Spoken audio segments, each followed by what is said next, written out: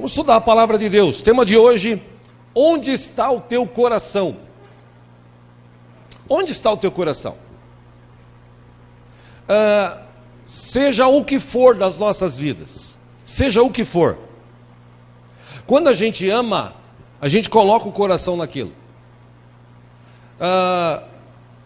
Quando a gente tem esse desejo por algo, por alguém, por alguma coisa, geralmente nós colocamos o nosso coração naquilo. Por isso a pergunta desta noite: onde está teu coração? Estudando a palavra, entre vários textos que nos mostram isso, um deles que quero ler com os irmãos, acho que pode nos levar a entender um pouco desse princípio de onde está o teu coração. Se você trouxe a Bíblia, vamos ler juntos, por favor. Livro de Lucas, capítulo 18. Uma história muito conhecida.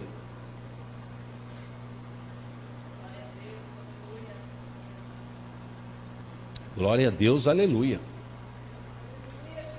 Se tem alguém do teu lado sem Bíblia, e se você tiver e puder repartir a leitura, por favor, faça isso. Agora, se tem alguém do teu lado que não tem Bíblia e você não tem Bíblia, puxa vida, lascou. Vamos lá. Lucas capítulo 18. A partir do versículo 18, Jesus, nas suas ministrações, e nesse texto de um homem rico, ele chega em Jesus, Lucas 18, e ele era importante, rico, e ele pergunta: bom mestre, que farei para herdar a vida eterna? Jesus, muito inteligente, ele responde 19: mas por que você me chama bom? Não há ninguém que seja bom a não ser somente Deus. Versículo 20, Jesus disse: você conhece os mandamentos: não adulterarás, não matarás, não furtarás, não darás falso testemunho, honra teu pai e a tua mãe. Versículo 21, a tudo isso eu tenho obedecido desde a adolescência, disse ele. Versículo 22, ao ouvir isso, Jesus olha para ele e fala: falta-te ainda uma coisa. Venda tudo o que você possui e dê o dinheiro aos pobres, e você terá um tesouro nos céus. Aí depois venha e siga-me.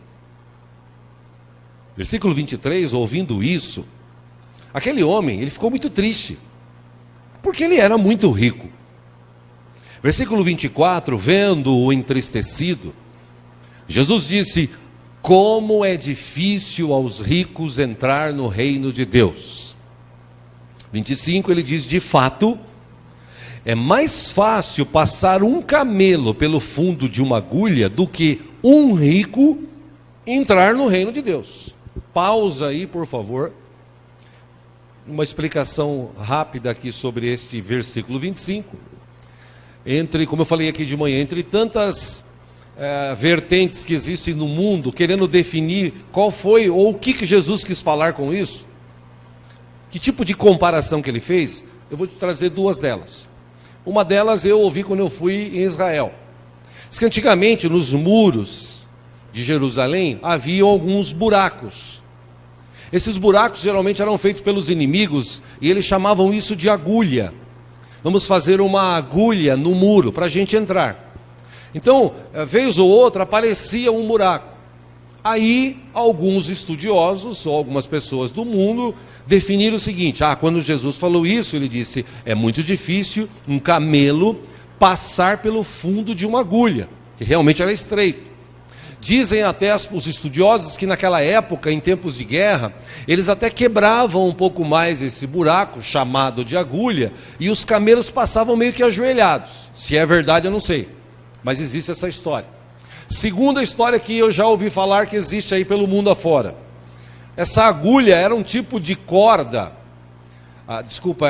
esse camelo era um tipo de corda que antigamente, grossa, seguravam os navios, os barcos. Quando os navios atracavam, eles amarravam com uma corda. Eles chamavam Segundo algumas pessoas dizem, essa corda de camelo.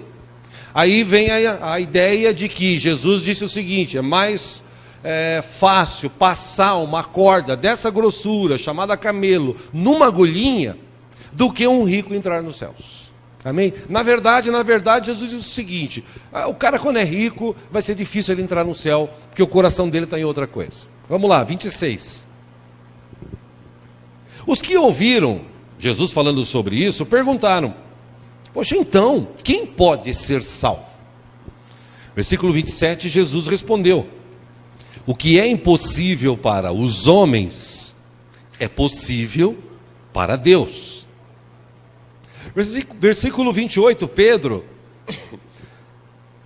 aquele homem impetuoso, aí ele diz: nós deixamos tudo o que tínhamos para seguir-te. Versículo 29, respondeu Jesus: digo-lhes a verdade, ninguém que tenha deixado casa, mulher, irmãos, pai ou filhos, por causa do reino de Deus, 30, deixará de receber na presente era, muitas vezes mais, e na era futura, a vida eterna. Só até aí.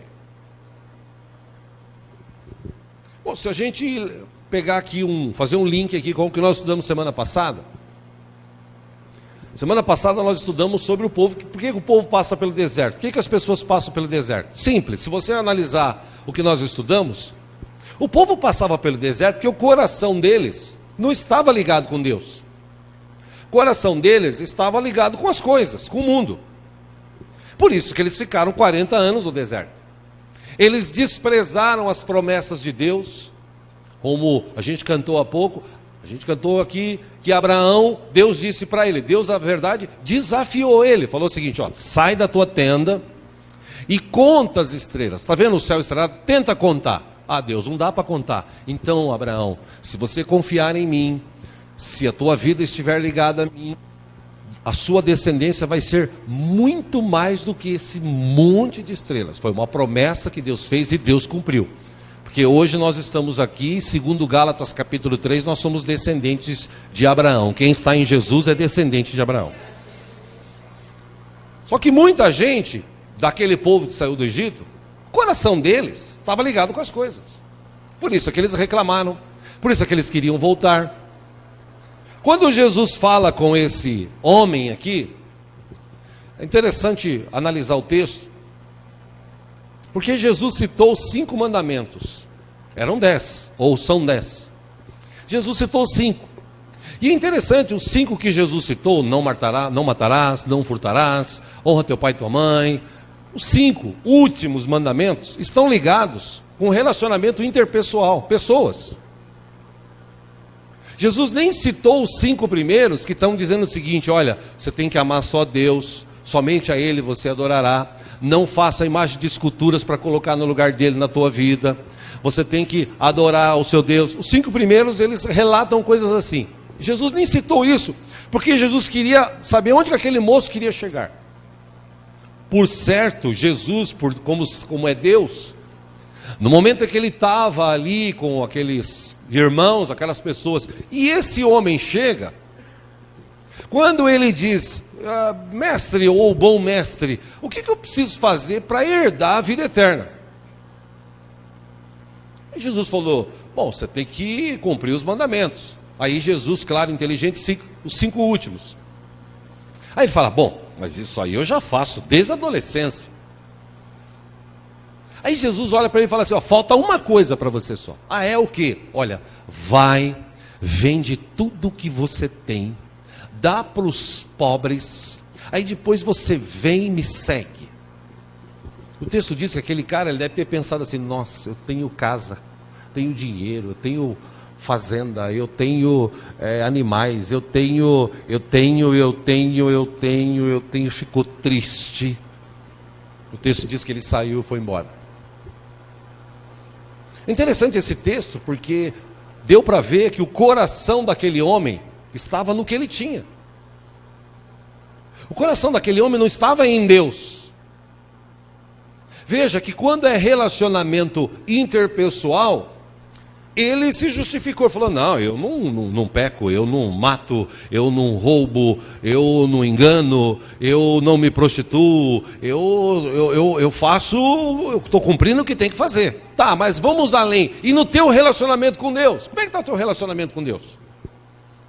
Onde está teu coração? Teu coração está em Deus ou teu coração está na riqueza? Para a gente descobrir isso, faz o seguinte, vai e vende tudo que você tem. Jesus não queria que ele fizesse isso, Jesus o estava aprovando. E se ele, como Abraão, quando Deus falou para ele, pega o teu filho, amarra e sacrifica ele. Abraão, o coração dele não estava no filho, o coração de Abraão estava na promessa de Deus. Eu acredito até que Abraão tinha dentro do seu coração o seguinte, bom, se o meu filho tiver que ser morto, ainda assim, como ele é a promessa de Deus, Deus vai ressuscitá-lo. Por isso que sem pestanejar, ele pega lá a faca da época e vai, quando ele vai tomar atitude, Deus fala para ele, para, não precisa fazer, que realmente eu vi que você me ama, que o seu coração está ligado a mim.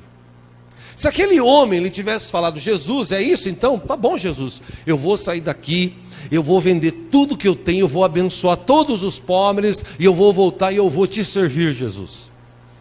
Se ele tivesse feito isso, jamais ele precisaria ficar triste ou baixar a cabeça como ele abaixou. Mas como o coração dele estava ligado nas coisas e não em Deus, a palavra diz que ele se entristeceu e foi embora. Interessante que quando Jesus cita os mandamentos, Lucas capítulo 18, 20, ele fala, você conhece os mandamentos. Sim, eu conheço. Bom, não adultere, não mate, não furte, não dê falso testemunho, honra teu pai e tua mãe. Rapidamente ele diz, isso aí eu já faço. Aí Jesus fala assim, falta-te uma coisa. Interessante que no texto de Mateus, esse relato, ele diz o seguinte, e Jesus ama aquele rapaz e diz para ele, olha, vende tudo que você tem. Tipo assim, tira o teu coração das coisas que você tem. Porque as coisas que você tem, quando você morrer, elas vão ficar aí. Você não precisa colocar o teu coração aí, você tem que colocar o teu coração em Deus, porque quem sustenta você, quem cuida de você, quem trata de você, quem anda com você, quem está com você toda hora, todo momento, é Deus. Então, põe teu coração nele. Aí vem a pergunta que eu quero te fazer nessa noite, algumas questões para a gente estudar aqui. Por exemplo, onde está o teu coração? Será que o teu coração, como este jovem aqui, este homem rico, está no dinheiro? Você tem dinheiro e você diz assim, bom, graças a Deus eu tenho dinheiro, eu tenho a minha casa, eu tenho o meu carro, tenho o meu trabalho, tenho tudo que eu preciso, então, graças a Deus eu estou bem. Tá, mas e se Jesus fala o seguinte, está faltando uma coisa para você, você precisa mudar isso, você precisa parar de depender disso. Você precisa tomar uma nova atitude, um novo posicionamento na tua vida. Jesus não disse para ele que ele não podia ter dinheiro. Jesus estava dizendo para ele tirar o coração daquilo que ele tinha e colocar o coração diante de Deus.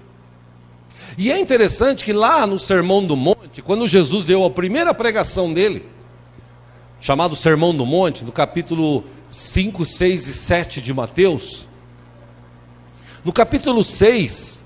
versículo 19, Jesus aconselha o pessoal o seguinte, não acumulem para vocês tesouros da terra, onde a traça e a ferrugem destroem, e onde os ladrões arrombam e furtam. Jesus diz, mas acumulem para vocês tesouros nos céus, onde a traça e a ferrugem não destroem, e onde os ladrões não arrombam nem furtam.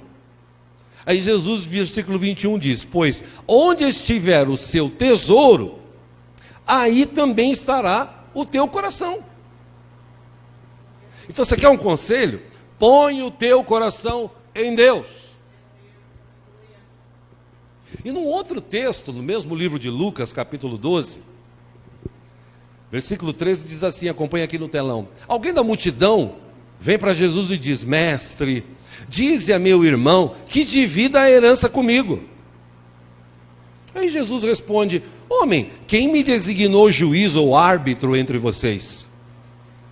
Aí Jesus pega essa palavra desse homem e essa resposta, e Jesus já conta uma história. Versículo 15, Jesus diz: cuidado, fiquem de sobreaviso contra todo tipo de ganância. A vida de um homem não consiste na quantidade dos seus bens. E se eu pudesse continuar escrevendo esse versículo, dizia: a vida de um homem consiste naquilo que ele é, e não naquilo que ele tem. Versículo 16, Jesus conta uma parábola.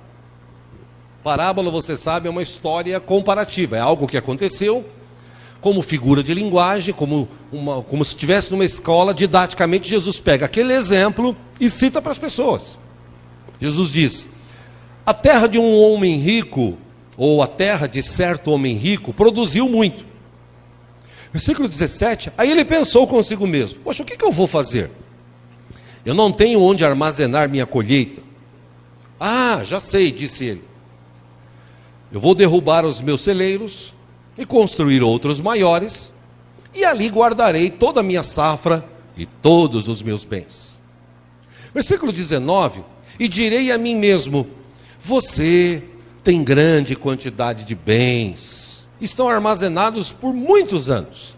Então, cara, descansa, ou descanse, coma, beba e alegre-se. Versículo 20, contudo, Deus lhe diz: insensato, essa mesma noite a sua vida lhe será exigida. Então, quem ficará com o que você preparou? Jesus encerra a história, versículo 21, falando o seguinte: assim acontece com quem guarda para si riquezas, mas não é rico para com Deus. Fala assim: pastor, mas Deus precisa de dinheiro? Lógico que não. Você acha que Deus precisa de dinheiro? Você acha que Deus precisa de ouro, prata? Deus é dono de tudo. Ele que fez tudo. Ele criou tudo. Ele não precisa de nada. Agora, quando Jesus cita essa história de um homem que viveu isso, 3 questões aqui que eu quero tirar desse texto para a gente aprender nesta noite. Primeira delas, primeira questão: esse homem aqui, assim como o outro, ele era egoísta. Deus abençoou a vida dele, porque é Deus que abençoa, Deus é que faz prosperar, Deus é que move, né? Deus deu a ordem. A gente já estudou sobre isso aqui há um mês atrás. Se tudo funciona, se a terra funciona, frio, calor, chuva, sol, se tudo funciona, foi porque Deus determinou. Então Deus abençoou a vida do cara. Deus abençoou todo o trabalho dele. Aí, em vez dele pegar esses frutos e separar uma parte e falar assim: poxa, eu vou abençoar fulano, eu vou abençoar cicrano, eu vou vender parte disso, eu vou dar para abençoar a obra de Deus, porque Deus tem feito tantas coisas maravilhosas por mim, que eu vou ajudar os outros. Lembra daquele texto que Jesus fala assim: ei, quando eu estava nu, você me vestiu. Quando eu estava com fome, você me deu de comer. Quando eu estava com sede, você me deu de beber. Quando eu estava preso, você foi me visitar. Lembra disso? Quando que foi isso, Jesus? Quando você fez isso para esses pequeninos que estavam precisando. Ou seja, Deus não precisa, mas existem muitas pessoas ao nosso redor e de redor que precisam ser ajudadas. Ou por que você acha que Deus está te enriquecendo? Para você ficar rico e juntar? E tornar-se uma pessoa egoísta que nem esse aqui? Segundo, a pessoa começa a ganhar dinheiro, começa a ter uma vida melhor.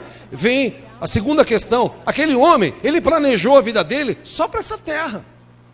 Ele não planejou vida pós-morte, ele planejou vida para viver aqui. Por isso que ele pensou o seguinte: eu vou derrubar os meus celeiros, eu já tenho celeiros. Mas como a colheita foi tão grande, então eu vou derrubar esses celeiros, eu vou construir outros maiores, aí eu vou armazenar tudo isso daqui, vou vendendo aos poucos, vou ganhando dinheiro, aí eu vou comer, vou beber, vou me divertir, vou curtir, porque agora sim. Os bens materiais podem iludir as pessoas, como iludem muitas pessoas. Mas no dia do juízo final, no dia que a gente morrer, Os bens materiais vão ficar todos aí. O que vai valer é o teu coração, se ele está em Deus. Por isso que Salomão, na sua seu sábio entendimento, na sua grande sabedoria, Provérbios capítulo 11, versículo 4, ele esqueceu: de nada aproveitam as riquezas no dia da ira, mas a justiça livra da morte. Então você é rico, se o teu coração estiver naquilo, não vai te ajudar em nada no dia que você for parar diante de Deus no juízo final. Agora, se você estiver justificado diante de Deus em Cristo Jesus, seu coração está nele, no dia que Jesus voltar, ou no dia que você partir dessa para outra, você vai se encontrar e vai ser justificado diante do Senhor. Terceiro, aquele homem, ele não cumpriu a missão dele. Deus tinha uma missão para ele, que eu acabei de falar há pouco. Você acha que Deus enriquece as pessoas para quê? Para elas ficarem ricas? Para elas guardarem? Para elas comprar coisas só para si? Para elas darem migalhas para os outros? Você acha que Deus enriquece pessoas para isso? Eu já citei um exemplo aqui, que aconteceu comigo há anos atrás. Antes da igreja existir, que a gente tinha o grupo e a gente cantava com o grupo, e através do grupo a gente tinha programa numa rádio. E eu me lembro duas questões. Quando na rádio, um camarada que era um dos patrocinadores com a sua empresa, ele era cristão. De 5 patrocinadores, 2 eram cristãos, 3 não. E esse que era cristão, ele toda vez que eu chegava lá para pegar a grandíssima quantia de R$100 por mês, ele que era rico, tinha muito dinheiro, a empresa dele era próspera, ele vendia carros, vendia muitos carros. Um belo dia eu vi que ele estava se esquivando de mim, se esquivando e tal. Eu entrei e ele falou: daqui a pouco eu volto. Saiu e eu fiquei lá esperando, que nem um tonto. Quase 1 hora depois ele volta e falou: pô, você está aí ainda? Eu falei: tô aqui te esperando. Você não falou que voltava logo? Não, que eu tive que passar no lugar e tal. Mas e aí, né? Eu falei: então, rapaz, eu vim buscar aquela ajuda que a gente combinou, né? Lembra que a gente combinou de você dar uma ajuda mensal e tal? Ele falou: pois é, rapaz, a situação está tão difícil, cara, mas tão difícil. É mesmo? Ele falou: nossa, está difícil. De repente entra um cara e fala para ele assim: ô fulano, seguinte, aqui a conta lá do carro do teu filho, ficou R$3.500 o som do carro dele, está aqui, depois você paga. Eu falei: depois eu acerto. Quer dizer, para colocar um som no carro, ele gastaria R$3.500. Agora, para abençoar um programa de rádio, está levando o evangelho para a pessoa, R$100, ele pensou 1000 vezes. E depois daquele dia eu nunca mais voltei lá. Eu saí dali e orei, falei: Senhor, eu não preciso me humilhar desse jeito. O Senhor é dono da prata e do ouro. E Deus levantou outros. E infelizmente aquele cara que o coração dele estava no dinheiro dele, na riqueza dele, infelizmente ele acabou perdendo tudo. Um outro caso que eu tive, quando a gente foi gravar um disco do Real Viver, eu falei com um amigo meu, que morava no interior, eu falei: escuta, eu estou precisando de uma ajuda, está faltando X valor para a gente gravar o disco, lembra, a gente vai gravar um disco, inclusive você vai participar e tal, você pode ajudar? Poxa, rapaz, está difícil a situação, mas está difícil, e naquela época ele estava ganhando muito dinheiro, os valores de hoje ele estava ganhando assim uns 8 mil, 9 mil por semana. E aí, naquele dia eu falei para ele: você pode ajudar? Ele falou: quanto você precisa? Pô, rapaz, eu preciso de uns R$1.000 pelo menos. Puxa, R$1.000 eu não tenho, pai. Nossa, está difícil. Eu posso te ajudar com uns 300 no máximo. Eu falei: bom, já ajuda. E aí ele disse: semana que vem eu vou estar em São Paulo aí, vou comprar uns negócios aí, você pode me ajudar aí comigo? Eu falei: claro, vou com você. Aí nós fomos comprar peças para o carro dele, que era um carro normal, e ele queria deixar o carro com um modelo mais acima que tinha, na época. Então precisava colocar rodas de determinada marca, para que ficasse igual o modelo top da Volkswagen na época, bancos, que já eram chamados os bancos Recaro, e atrás tinha um aerofólio, que só um determinado carro da Volkswagen tinha. E aí ele falou: eu vou comprar tudo isso. Aí eu fui com ele gastou R$3.000. Só para comprar acessório para pôr no carro. Aí ele fala para mim que a situação está difícil e que não dava para ajudar. Não desejo mal para ninguém, mas da mesma forma do outro, depois de um tempo, ele acabou perdendo tudo também. E por que eu estou te falando isso? Porque esse homem aqui, Jesus disse, ele tinha uma missão para cumprir. Deus fez a sementeira dele, Deus fez a lavoura dele, Deus fez tudo que ele tinha gerar em abundância, para que ele pudesse colher e que ele fosse um abençoador, que ele fosse aquela pessoa que desse mesmo. Eu já falei aqui, quanto mais você der, mais Deus vai te dar. O problema é que quando a gente começa a juntar, a gente fala assim, oh não, eu não posso dar tudo isso aqui é meu. Eu me lembro uma vez lá em Osasco, um pastor que tinha lá, na época, que havia 6 ou 7 congregações, e eu não gosto de falar muito disso, mas me veio na mente, eu vou falar. Dessas 6 ou 7 congregações eram terrenos assim, salões menores que esse, metade desse, a maioria, mas tinha escritura e tal. E um dia, quando meu pai foi para Osasco, a gente mudou do interior para Osasco, ele foi lá e ofereceu para o meu pai, falou, tem 2 igrejas além do Rio Tietê, você fica lá naquela igreja, cuida delas, vou passar para você. E meu pai falou, tudo bem. Meu pai começou a pastorear, e depois de 6 meses, esse pastor chega nele e fala assim, preciso falar contigo, Martins. O que foi? Ele falou, não, é que Deus falou comigo, que eu não deveria dar nada disso aqui para ninguém. Eu é que tenho que cuidar. E meu pai, como nunca foi ligado a nada disso, meu pai falou, tá bom, Deus abençoe. Foi pastorear uma igreja lá em Itapetininga. E o tempo passou, e esse homem perdeu várias pessoas das igrejas. Por fim ele acabou morrendo, esse pastor. E os filhos ficaram com as coisas, ficaram com os salões. E hoje eles alugaram os salões para outras coisas, menos igreja. Acho que só um deles é igreja hoje. O resto não é mais. Porque o coração dele estava na propriedade. O coração dele não estava em Deus. Porque isso aqui é só um salão. Se fosse nosso, ainda continua sendo só um salão. Como dizia meu pai, mais tem Deus para dar do que o diabo para levar. Por isso que o escritor de Hebreus, capítulo 13, versículo 5, diz o seguinte: conservem-se livres do amor ao dinheiro, e contentem-se com o que vocês têm, porque Deus mesmo disse, nunca o deixarei, nunca o abandonarei. Ou seja, Deus está conosco todo o tempo. Deus não deixa a gente na mão. O problema é a gente colocar o coração nele. Segunda questão nessa noite: onde está teu coração? Teu coração está lá no teu trabalho? Não, pastor, eu preciso trabalhar, eu tenho que trabalhar. Você sabe, né, pastor? Eu tenho que trabalhar. E às vezes eu trabalho de sábado, domingo, feriado. Eu tenho que trabalhar, é a vida. Nesse mundo ocidente que a gente vive é assim.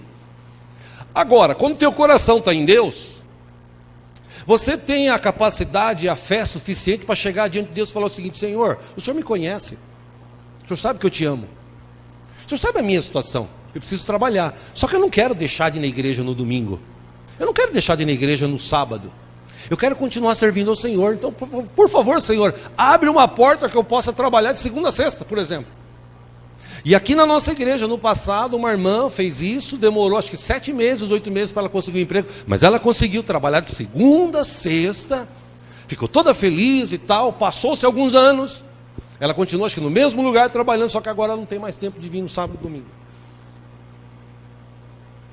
Porque infelizmente quando Deus abençoa, as pessoas esquecem, elas colocam o coração naquilo.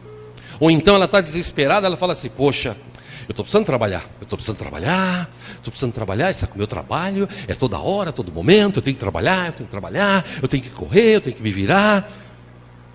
Você acha mesmo que Deus vai deixar você na mão? Sim ou não, irmão? Você acha que Deus deixa você na mão? Não, fala sério, fala para Deus, não fala para mim. Se Deus estivesse perguntando para você: você acha que eu vou te deixar na mão? Você falaria como? Não. Ou você falaria: não, eu confio no Senhor. Amém? O problema é que as pessoas colocam a sua vida, o seu coração no seu emprego. E começa a depender dele, a viver em cima dele. Interessante que, se você adoece lá na empresa que você está trabalhando, passa uma semana, 2, no começo eles falam: nossa, como é que você está, né? Estou doente, enfermidade, puxa, que pena. No outro dia, como é que você está? Enfermidade, poxa, que pena. Uma semana depois o chefe fala assim: você não vai voltar? Você fala, não, eu estou melhorando, tal. E na outra semana você fala assim, escuta, se você demorar, vou mandar você para o INSS. É assim que faz a empresa ou não? Aí você vai para o INSS, aí você vai para casa, e a tua família que tem que cuidar de você. A mesma família que você disse, eu preciso trabalhar, e você... A mesma família que você falou isso agora, você vai ficar em casa e eles vão cuidar de você. Felizmente, meus irmãos, tem muita gente hoje que não tem o coração ligado em Deus, e ele está penando na vida, está sofrendo na vida. Meu irmão, Deus não quer isso para você. Vou repetir, Deus não quer isso para você. Vou perguntar para você aqui, você acredita na Bíblia? Quem acredita na Bíblia, levanta a mão e diz assim, eu creio na palavra de Deus. Você crê mesmo? A Bíblia diz o seguinte, os teus olhos não viram, os teus ouvidos não ouviram, nem chegou no coração do homem aquilo que Deus tem de melhor para aqueles que o amam. A Bíblia fala sobre isso. Ah, mas sabe como é que é, né, pastor? Por isso que Salomão, Provérbios 16, 3, ele disse, consagre ao Senhor tudo o que você faz, e os seus planos vão ser bem-sucedidos. Vou fazer alguma coisa? Vou falar com o Senhor. Estou precisando de alguma coisa? Vou me colocar aos pés do Senhor. Vou confiar no Senhor. Deus não vai me deixar na mão. É fé. Fé é o firme fundamento das coisas que você não vê, mas você crê. Interessante que numa das suas escritas, Salomão, depois que estava ficando velho, ele começou a escrever Eclesiastes. No livro de Eclesiastes, capítulo 4, versículo 8, ele escreveu o seguinte, havia um homem totalmente solitário. Ele não tinha filho nem irmão. Ele trabalhava sem parar. Contudo, os seus olhos não se satisfaziam com a sua riqueza.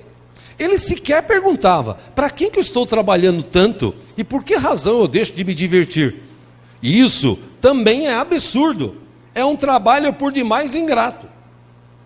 Tem muita gente que trabalha. Eu vou trabalhar para dar as coisas para o meu filho, aí eu vou trabalhar para fazer isso, coitado, que eu não tive, eu vou dar para ele. Meu irmão, para com isso. Ele não é coitado, não. Se ele tem comida para comer, roupa para vestir, uma cama para deitar, está estudando, está ótimo.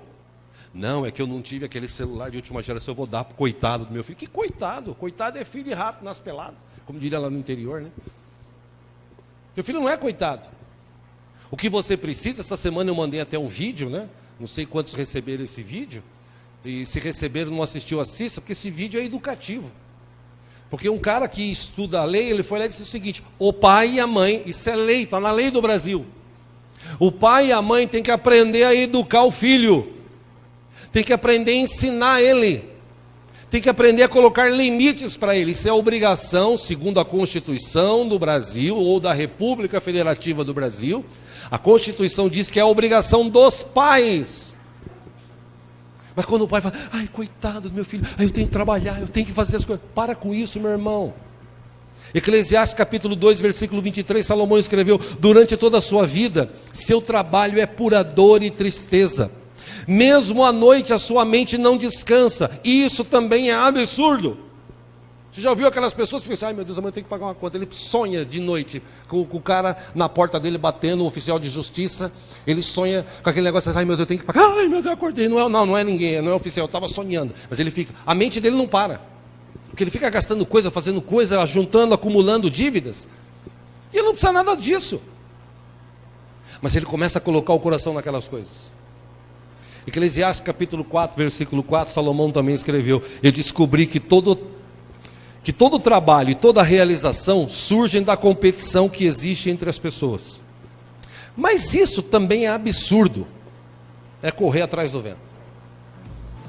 E muitas coisas na empresa, as pessoas, os caras olham um para o outro e falam assim, eu quero ser melhor que aquele, eu quero passar por cima daquele, eu quero aquele outro. Na família, você não pode nem ter um carro muito bom. Você chega com um carro bom, o cara fala, esse aí, ó. Vive aquela competição. Para quê? Bobagem. Põe teu coração no Senhor. Eu não estou falando que você não pode ser rico. Eu não estou falando que você não pode ter um trabalho próspero. Que Deus deixe você rico. Que Deus te abençoe mesmo. Que traga abastança sobre a tua vida. Que Deus te dê realmente um bom trabalho para você ter um bom sustento. Mas não coloque o coração nisso não. Coloque o seu coração em Deus. Amém? Tem pessoas também que, se eu perguntar aqui, onde está teu coração? Ele fala, meu coração está lá no shopping, eu gosto tanto de ir no shopping. Meu coração está no futebol, eu gosto de futebol. Eu gosto do meu time. Tem gente que gosta muito do time de futebol. Eu já falei aqui várias vezes. A pessoa vai no estádio, ele extravasa.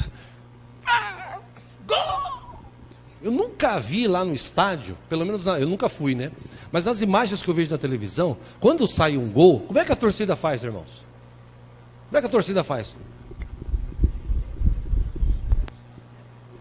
É assim ou não é? E abraçam o outro. Eu nunca vi sair um gol, o cara fala assim, gol. Mas na igreja, dá um glória a Deus aí, irmão. Glória a Deus. Dá um aleluia, irmão. Aleluia. E viu que interessante? O cara compra a camiseta do time, o cara paga ingresso. Isso está virando uma prática tão terrível ultimamente, que se você assistir os jogos que passam na televisão, lá da Europa, Itália, Espanha, Inglaterra, Rússia, você vê lá 0 grau, 8, 9 da noite, 0 grau, o estádio superlotado, que as pessoas põem o coração naquilo. Nada contra você torcer, você pode torcer para quem você quiser. Só que tem gente que é tão fanática, ele coloca tanto o coração naquilo que ele briga, ele bate, ele apanha, ele xinga, ele faz de tudo, ele paga a promessa, ele anda de joelho, anda sem joelho, ele faz de tudo. Por que ele faz isso? Simples, ele pôs o coração naquilo. Então eu estou te falando sobre isso, eu poderia citar outras tantas coisas que existem na nossa vida, que às vezes a gente acaba colocando o coração. E isso nos afasta, nos enfraquece, nos traz a distância, ou nos leva a viver uma distância diante de Deus. Quando você tem o coração em Deus, a gente canta, por exemplo, como a gente cantou aqui, meu prazer é te servir, meu prazer é te adorar, vou erguer a minha voz, para o mundo inteiro escutar, eu te amo Deus, eu te amo Pai, eu quero sempre te adorar. Sim ou não? Mas quando teu coração não está nisso, você canta assim, vou orar,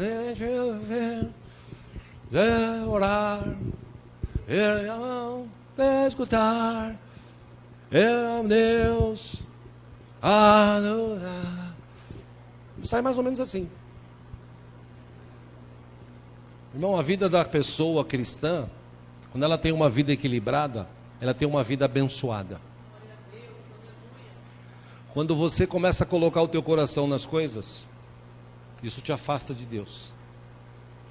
Jesus, quando falou com aquele homem, Jesus disse para ele o seguinte: falta uma coisa para você, você precisa botar teu coração em Deus e não no teu dinheiro. Mas ele ficou triste, porque ele tinha muito dinheiro. Como eu disse, ele se programou para viver só nessa terra. Por isso que em Lucas 12:34, repito aqui o texto, Jesus disse, onde tiver o teu tesouro, ali vai estar o teu coração. Meu irmão, se você ama mais a tua família do que Deus, você está virando idólatra. Você tem que amar Deus sobre todas as coisas. Se você ama o teu time de futebol preferido, você está doente, você precisa ser curado disso em nome de Jesus. Se você é aqueles fanáticos religiosos, você precisa mudar isso na tua vida. Religião não é fanatismo, não é loucura. Se você, por exemplo, é a concentração do teu coração, se ele está ligado em internet, redes sociais, né, Facebook, aí os cambal que tem por aí, você está ligado direto nisso, você é um viciado, você precisa ser curado desse vício. E olha que tem gente que está na igreja assim, ó. Olha, um olho no pastor, outro olho aqui. Você pensa que eu não vejo daqui de cima? A verdade, meus irmãos, é que a gente precisa aprender onde a gente vai colocar o nosso coração, ou aonde nós estamos colocando o nosso coração. E é interessante que quando você coloca o seu coração em Deus, está reservado para aqueles que têm o coração ligado em Deus, a glória eterna. Romanos capítulo 2, Paulo escrevendo à igreja de Roma, capítulo 2, versículo 6, ele disse o seguinte: Deus retribuirá a cada um conforme o seu procedimento. De que forma? 7. Ele dará a vida eterna aos que, persistindo em fazer o bem, buscam glória, honra e imortalidade. 8. Mas haverá ira e indignação para os que são egoístas, para aqueles que rejeitam a verdade e seguem a injustiça. Versículo 9, Paulo escreveu: haverá tribulação e angústia para todo ser humano que pratica o mal. Primeiro para o judeu e depois para o grego. 10. Mas glória, honra e paz para todo que pratica o bem. Primeiro o judeu, depois o grego. Por quê? Porque em Deus não há parcialidade. Deus não é parcial, Deus é imparcial. Então, se o teu coração está ligado nele, se o teu coração está em Deus, meu irmão, toda a tua vida vai bem. Você pode passar por luta, você pode passar por dificuldade, você pode passar por enfermidade, mas a tua vida vai bem, você tem uma vida equilibrada, se o teu coração está em Deus, não está nas coisas. E interessante que Paulo, quando ele escreve para a igreja de Colosso, lá para os Colossenses, eu queria ler com você, se você trouxe, eu queria ler com você, trouxe a sua Bíblia, vamos ler aí juntos, mais uma vez, Colossenses capítulo 3. Veja que interessante o que Paulo escreve para essa igreja.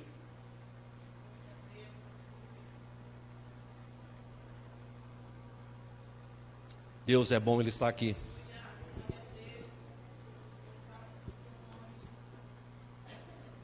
Versículo 1 de Colossenses 3. Paulo escreveu o seguinte: portanto, já que vocês ressuscitaram com Cristo. Mas por que Paulo falou isso, ressuscitou com Cristo? Simples, eu te explico. Presta atenção aqui, pausa. No dia que você foi batizado, quem foi batizado aqui, quem foi batizado já? Ou aqui outro lugar, beleza, o dia que você foi batizado, naquela fração de segundos você matou a velha natureza e nasceu uma nova vida. Essa nova vida você ressurgiu em Cristo Jesus. Amém? Amém? Portanto, se vocês ressuscitaram com Cristo, procurem as coisas que são do alto, onde Cristo está sentado à direita de Deus. Versículo 2, mantenha o pensamento nas coisas do alto e não nas coisas terrenas. Por quê? Ele explica, 3, porque vocês morreram e agora a sua vida está escondida com Cristo em Deus. Versículo 4, quando Cristo, que é a sua vida, for manifestado, então vocês também serão manifestados com Ele em glória. Ora, então, 5, façam morrer tudo que pertence à natureza terrena de vocês. Tipo assim, tira o teu coração dessas coisas: imoralidade sexual, impureza, paixão, desejos maus e a ganância, que é idolatria. Versículo 6, é por causa dessas coisas que vem a ira de Deus sobre os que vivem na desobediência. 7, as quais vocês praticaram no passado quando costumavam viver nelas.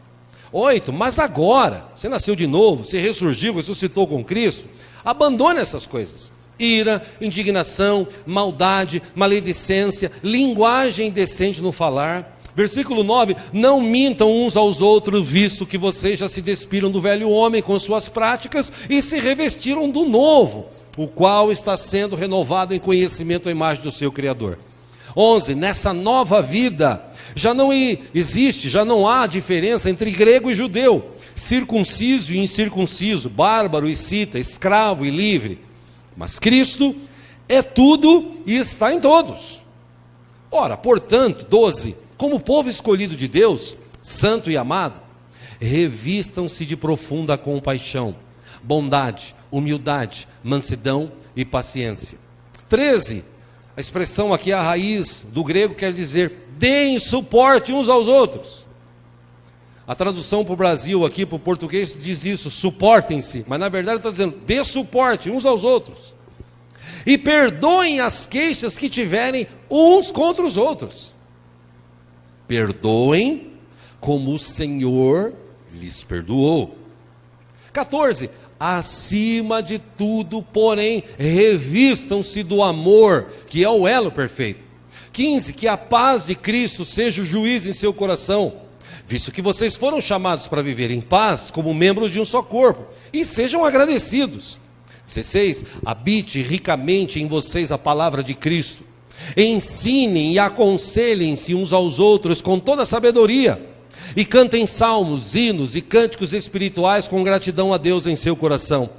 17 e último, tudo o que fizerem, seja em palavra ou em ação, façam-no em nome do Senhor Jesus, dando por meio dele graças a Deus Pai. Ele falou, você tem uma vida nova em Cristo? Tua mente tem que pensar nas coisas de lá. Amém? Você está aqui comigo? Você tem que pensar nas coisas que estão de lá. Aí voltando aqui lá para o começo do texto que a gente leu, aquele homem, ele queria, apesar de rico, ele queria ser salvo, ele queria ir para o céu. E por que ele queria ir para o céu? É simples. Já naquela época havia esse dito de que quem morre sem Cristo vai para o inferno, quem morre com Cristo vai para o céu. Então, para eu não ir para o inferno, para ir para o céu, então eu vou receber Jesus como Salvador. Aí Jesus fala para ele o seguinte, mas falta uma coisa para você. O que falta, Jesus? Você precisa colocar teu coração em Deus. Aí ele falou, como assim? Eu vou te explicar. Vende tudo que você tem, dá para os pobres, depois você vem e me segue. Aí ele olhou para si mesmo, se entristeceu e saiu. O que Jesus quis dizer com isso? O coração daquele homem estava no que ele tinha. Quando o nosso coração está em Deus, a gente está com Ele todo o tempo. Por isso a pergunta que não quer calar, eu começo a encerrar aqui, meus irmãos, com essa pergunta. Por que as pessoas querem ir para o céu? Já parou para pensar nisso? Por que eu quero ir para o céu? Porque veja, meu irmão, logicamente, pense sobre isso. Se Deus, o Deus que está no céu, está aqui conosco, está com a gente aqui hoje, sim ou não está? Sim ou não?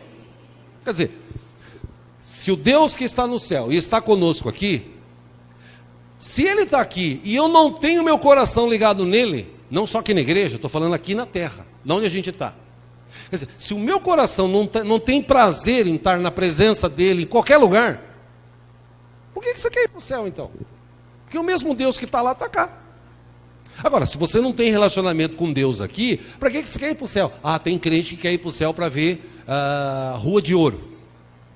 Já ouviu falar? Apocalipse fala sobre isso. O céu tem ruas de ouro. Aí você vai chegar lá e falar assim, nossa, é ouro mesmo. A Bíblia também diz que lá tem muro de cristal. Nossa, cristal mesmo. Aí você vai ver aquilo tudo. Aí você fala assim, e que mais que tem? Não, Deus está aqui. Mas Deus? Deus está aqui. Mas... Deus está aqui. Entende a relação? Se você não tem relacionamento com Deus aqui, quanto mais no céu. Então por que você quer ir para lá? Não, eu quero ir para o céu porque eu tenho medo do inferno. E nós estudamos aqui sexta-feira na oração. Se não existisse o fator inferno, muita gente não queria ir para o céu. Como o Zeca Pagodinho falou, eu mostrei aqui 2 anos atrás, um vídeo dele que está na internet, que ele disse, olha, eu vou ir para o céu, cara, eu não quero, porque lá no céu tem uns anjinhos lá, tal, né, tocando harpinha. Eu não curto muito isso. Eu curto cerveja, mulher e tal, eu vou para o inferno mesmo. Na cabeça dele o inferno está cheio de mulher e cerveja. Realmente, deve estar cheio de espírito de mulher lá. Cerveja eu acho que não tem, se tiver é quente.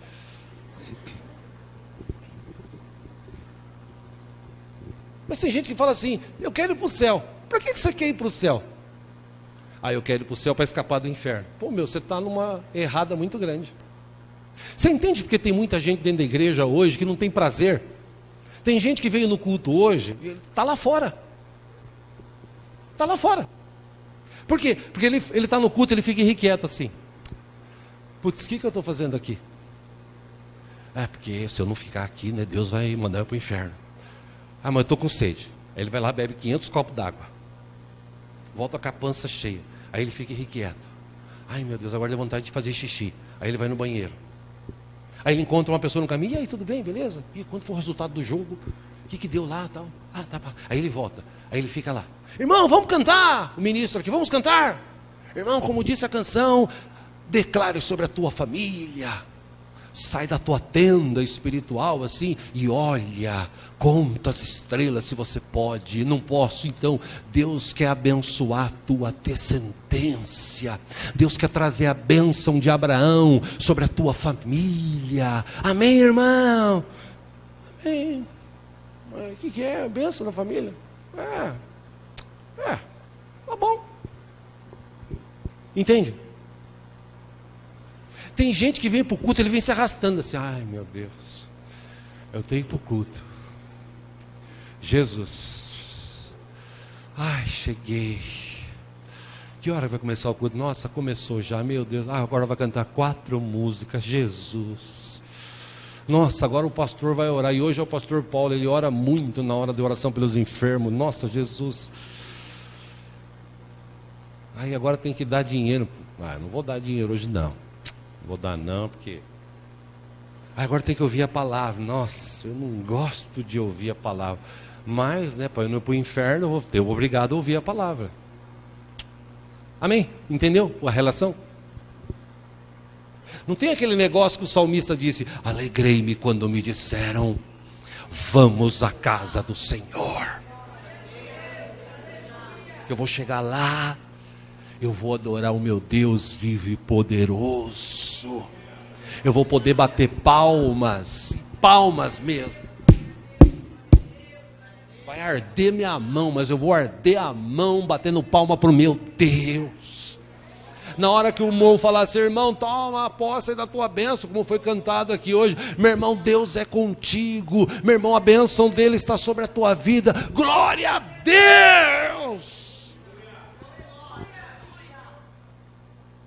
Mas infelizmente não, a maioria que vem para a igreja vem arrastado. E sabe por que está na igreja? Aliás, eu não sei nem por que está, mas eu acho que está aqui porque tem medo de ir para o inferno. Ou então tem alguém da família que fala, nossa, minha mulher vai chegar lá. Ou então meu marido vai chegar lá. Ai, puxa vida, que dureza, culto. Todo domingo, meu Deus. E olha que a gente tem culto de quarta e sexta, né? Mas todo domingo eu tenho que ir na igreja. Sabe por que as pessoas falam isso? Que o coração delas não está em Deus. Que o coração dela está nas coisas. E é por isso que muita gente está desviada. É por isso que muita gente está distante. E é por isso que muita gente está vendo aquele, me engana que eu gosto. E Deus nunca enganou ninguém. Deus disse, se você me buscar, você vai me achar. Mas você tem que buscar. Se você confiar em mim, eu vou te abençoar. Se você praticar aqui os mandamentos, a bênção de Deus vai estar sobre a tua vida. Mas muita gente, meu irmão, não tem prazer de estar na igreja. Aliás, eu repito, eu não sei nem o que está fazendo na igreja. E se você não tem prazer de estar aqui, aliás, conta-se uma história de dois rapazes, 2 jovenzinhos. O texto diz, a história, diz, não sei se é verdade ou não, mas é uma história. Só para ilustrar o que eu estou falando aqui. 2 irmãos, 2 irmãos gêmeos. Cresceram, um cristão, o outro não. Aí o cristão, um belo dia foi convidado para ir numa festa de pessoas não cristãs. Dentro de um barco, um iate. E ali teve bebida, teve comida, os caras falaram um monte de palavrão, os caras xingaram, teve gente escondida fazendo sexo ilícito, uma coisa lá. E o cara que era crente, ou não crente, desculpe, foi convidado para ir numa festa, num lugar onde só tinha crente. Aí terminando o dia, chegaram nos dois e falaram assim, escuta, você que é crente, que passou no meio daquele povo lá, ímpio, como é que foi o seu dia? Putz, minha vida foi um inferno hoje. Meu dia foi um inferno. Por quê? Não, porque estava lá um monte de gente falando palavrão, xingando, falando um monte, bebendo, cheirando, fumando. Nossa, que coisa horrível. Aí chega no cara que não era cristão e falou: escuta, como é que foi o teu dia hoje? Um inferno. Nossa, por quê? Porque de ficar no meio de crente. Crente só fica dando glória a Deus, aleluia. Crente só fica falando de Jesus, de Deus, de salvação, orando um pelo outro. Nossa, que inferno. E o pior é que tem gente dentro da igreja assim. Vou orar pelo teu irmão. Caramba, orar pelo meu irmão. Pega na mão dele aí. Irmão, abençoa o teu irmão aí.